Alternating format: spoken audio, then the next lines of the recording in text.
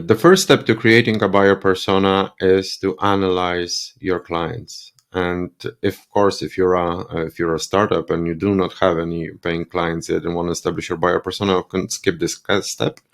But if you are already existing business with clients that have actually paid for your service or product, not conducting this preparation is probably the biggest mistake you can do. So the way I would recommend you to do it is analyze your top 10 clients. And I do understand that if you are a SaaS, those clients might be in the thousands, but still try and pick the best ones. This might be also very intuitive, but this can be also based in sales statistics. So talk to your customer support teams, talk to your sales teams, which of the client segments have for example, the lowest churn, and cherry pick those from those clients. Cherry pick the 10 best ones.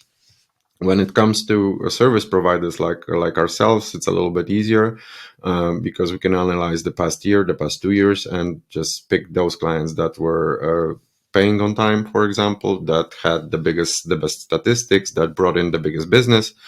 So it's a little bit easier for the service providers with the large scale service providers. Nonetheless, analyze those 10 clients by size, by the segment they represent, who was the decision maker, who was the point of contact, point of first contact, the location of the business, what were the decision criteria. If you have this kind of information, if you don't, later on during the interviews, try to find the decision, talk about the decision criteria with those clients, and the problems you solved for this client. This again, if you are not aware of those, you will conduct it in the next step.